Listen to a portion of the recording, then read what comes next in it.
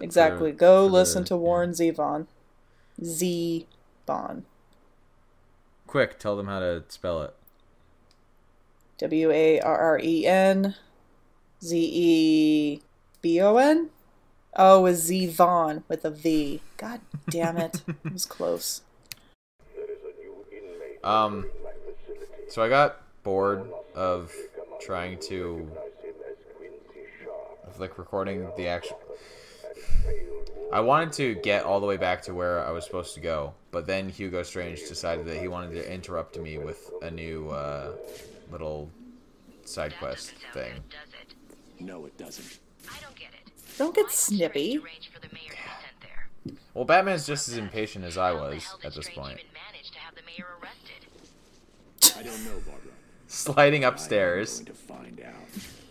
Man. Screw physics. Yeah, that's impressive. Like, you don't want to mess with a guy who can slide upstairs. Because he defies physics. So we gotta go find good old Warden Sharp, who is no longer the just the warden of Arkham Asylum. Now he is the mayor of Gotham City. Which is interesting to note because it was established earlier that only like 6 months have passed between Arkham Asylum and Arkham City. So, apparently, apparently the electoral campaign for the mayor of Gotham was happening very shortly after the events of Arkham Asylum or something. Although I think that may have actually been brought up in Arkham Asylum, and I just don't remember it. I don't remember. I think Warden Sharp was lobbying for mayoral election. Now we're finally going to buy the firearm disruptor, so that we can take care of those really nasty gun henchmen every now and then. Camera down in Sector 1. Oh, there's a bunch of guys with guns there. But they just happen to be standing right next to this electrical box. So now they don't have guns anymore. Oh, fisticuffs time. That's Excuse me, sir. I challenge you to a duel. Fisticuffs. Yeah, generally speaking, if you get challenged to fisticuffs by Batman, you probably want to decline. But sir, how dare you? I know my father. How dare you? I'm going to... What? Oof. Ugh. That's one of the upgrades. Oh, he doesn't look good. No, he got beaten up. 18 months ago. Well, that was when Joker broke free. Oh, okay. So Fuck yeah. off. Aw. But we saved him. Great. No! Please, no! This is what Batman does to the people that he saves. And how you're tied into all this. I'll tell you everything. Strange came to me back at the asylum. He told me he had friends. Jeez. Powerful friends. The sort of people who could make things happen. All I had to do was turn a blind eye. I'm surprised his glasses are still on his head. He said his friends would ensure they're very special gravity defying glasses. Particularly given the fact that they would have fallen off with that little Oh yeah. that little swing Batman gave there. All I had to do was set up Arkham City and put Strange in charge. It made perfect No, sense. it didn't. The scum of Gotham So much needed to be sense. punished. I don't know what you're talking My about. legacy. Strange has been removing anyone with evidence against him and sending them into Arkham City. Enjoy your legacy. Huh? Man, Batman's got such upper body strength. I'm seeing massive I spikes know. in your suit's biometric analyzer. Your health. It doesn't look good. Well, I mean, we're like 55 years old and we're tossing around the mayor of Gotham City. He confirmed that Strange is working with someone else. I'm going to find out who. What are you talking about? You need to get that blood to freeze now. I will. He just walks back into shot. No, you don't. You need to go back to the GCPD. We're waiting here because we want to scan this poster for a riddle. I just love how Sharp is just nonchalantly going over there, just like, oh, fuck my back. Ah, too old for this political crap. Hey, Batman, can you hear me? I wanted... Officer Jones back at the museum. Hope you can hear me. So I triggered that because I wanted to read what the story was, but we have another... Swing by and we'll show you. We have an upgrade that we can pick up from the Iceberg Lounge there, so we have to manually find our Arkham City story here. Where is it? There we go. So, yeah, like, he created... Like, all of this in Arkham City was apparently created, over, like, in 6 months, somehow. I'm not entirely sure how they managed that, to be honest, but I guess in comic book world, anything is possible. Yeah. So we are going to clear out a few things on the map. I think we're gonna spend a little bit of time collecting thingamajiggers because that's fun. So, what interesting Batman topics do you want to discuss? Good job. Oh dear. Oops. Let's just throw batarang at that one first. There we go. 3 seconds. Good lord. Yeah, because time slows down when you use the remote control batarang. Oh. Fair enough. Yeah. I mean, it's actually the only way you can do some of the... Oh, other Clayface. challenges. Where is he? Where's Clayface? We're going to see him in this game, actually. Oh, cool. He will eventually show... Oh dear. Because I think he was mentioned in Arkham. Yeah, he was in the cell, like the airtight cell in solitary confinement where we found Warden Sharp and got the cryptographic scanner, actually. Clayface was the subject of one of the riddles that we had to solve. Yeah, that's right. And in that game, you see him in person, like, every time you enter the solitary confinement and stop at his cell, like, you can see him impersonating a different character in Arkham Asylum. So, like, we saw him in my playthrough, we saw him impersonating Aaron Cash, but he can also be impersonating, like, Warden Sharp himself, or a number of other characters in the game. So it's just random and when you run into him? In Arkham Asylum? Yeah. Or, yeah, it's, like, it changes, basically... Actually, I think it might be on a timer, because he can change between characters while you're still in the room, too. Just, like, as long as you're not looking directly at him, he will turn into, like, other characters, and then you can talk to him to get different lines, as he's trying to, like, play the part of whatever character he looks at, or looks like. Okay. So yeah, Clayface, to spoil things a little bit, like, I won't tell where or how he shows up, but he is in this game. And I don't think he's, like, I wonder if he's in Arkham Knight, actually, because obviously I haven't played that yet.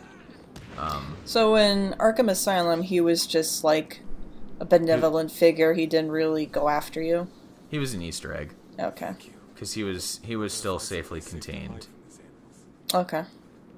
Which is interesting to note because Clayface is, like, in the comic books, he's generally regarded as one of the, like, toughest criminals to contain, as it were. Yeah. Because all he needs is, like, just enough space to get a little tiny bit of his clay out of his cell, and he can, like, reconstitute himself completely, apparently. Which is, weird to think, but kind of makes sense, I guess, in a way. Clayface is an interesting enemy. Yeah, he's an interesting character to begin with. Oh, blocked the door.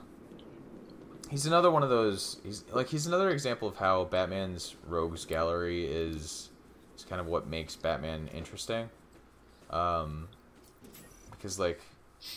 Basil Karlo has kind of the same sort of tragic backstory that a lot of Batman villains have, where like he was trying to be an aspiring actor, and he ended up getting. I guess it kind of depends on the origin story, but he in one of them he ended up going to somebody because he wanted to better improve the way that he could take on the roles of his characters, and he ended up getting this kind of topical cream thing. Oh, that's right. Yeah, it's chemical. It was a chemical conglomeration of some sort that he could use to actively change his features. That's right, yeah, because before it would just it would just melt completely if he couldn't concentrate long enough. Yeah, and that's actually that's what they used for his origin in the animated series, I believe. Yes. Is he was transformed over time as he used this topical cream, and he ended up just becoming a clay man, essentially. Now we can blow up mines. Yay. Cool. Yay. Clayface, yeah, he ended up becoming just a clay man who could transform into any figure that he desired, but he couldn't hold a figure for too long. Right. And he needed to be able to as he kind of got older, I guess. I don't remember. I think it was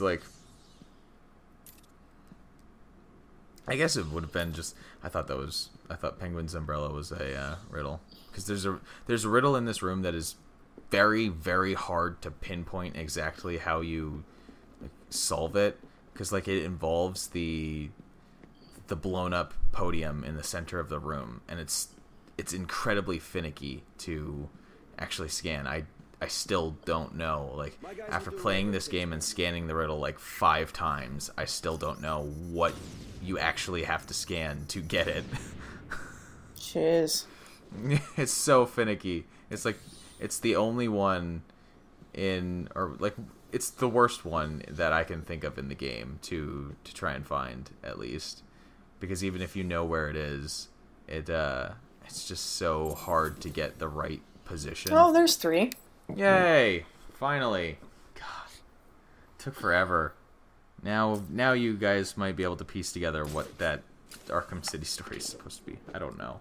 The Cobblepot feud. Yeah, it's talking about Penguin. If whatever. you care.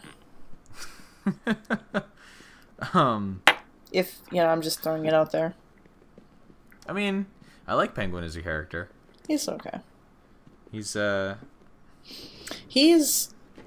not very interesting to me. I don't know. He's just not interesting to me at all as a villain. I don't think he gets utilized in good enough ways most of the time. I heard there was a standalone, or not really a standalone, or a little mini-series that stars the Penguin, and I heard it was really good. Well, he's one of... This probably is not what you're talking about, but he's one of the central characters in the recent Gotham TV series, isn't he? Yes. But no, it's a comic. Oh. Yeah, I imagine that probably is true then, because they've made comics focusing on the enemies many times in the past.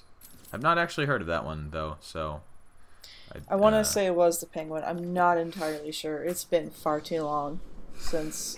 Yeah. Well, like I've talked about why I think Penguin is a neat villain, because I like how he's kind of the middleman between Batman's mob boss enemies and his costumed weirdos enemies. Because there aren't many other like gimmick characters that function the same way as Penguin. Yeah.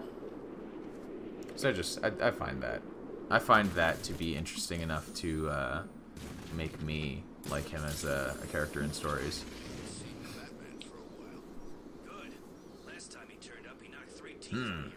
Another riddle involving Two-Face. I wonder where that one might be.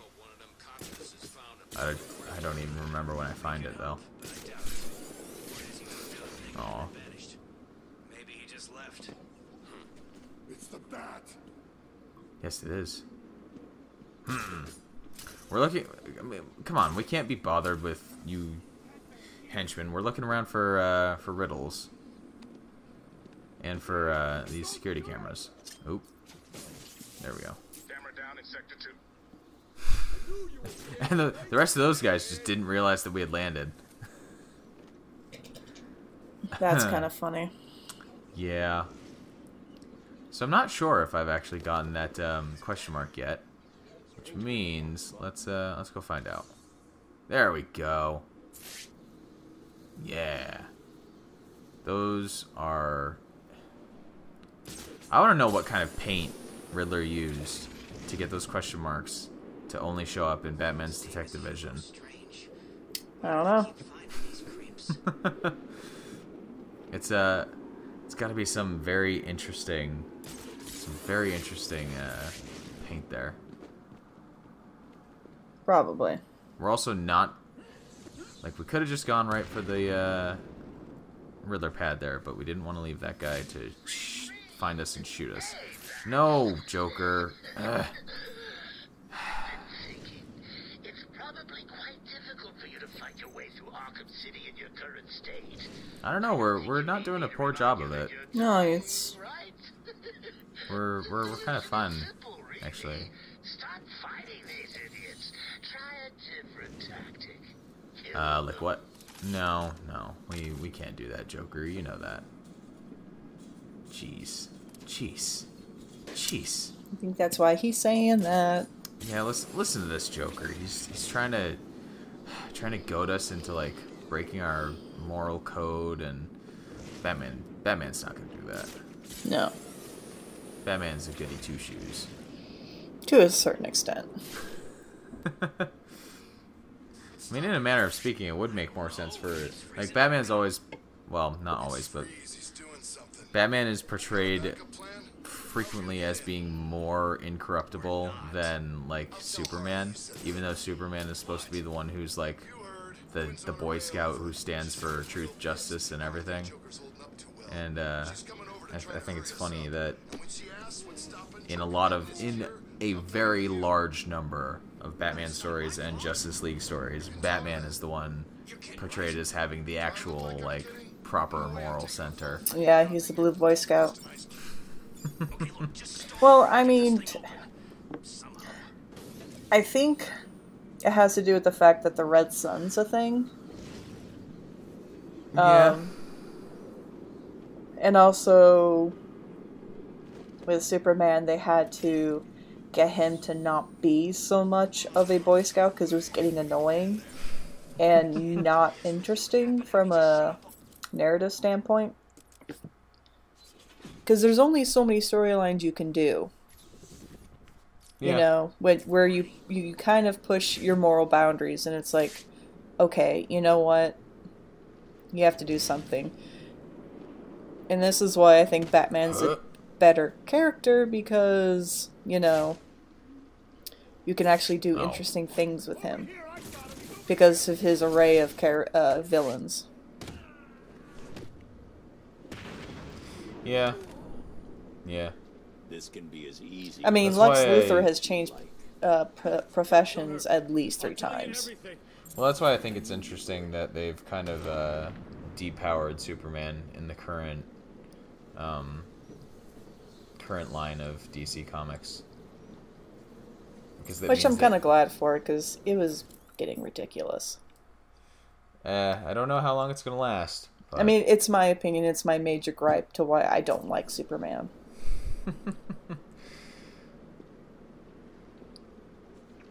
We're gonna finish this Bane side quest next time. So look forward to that.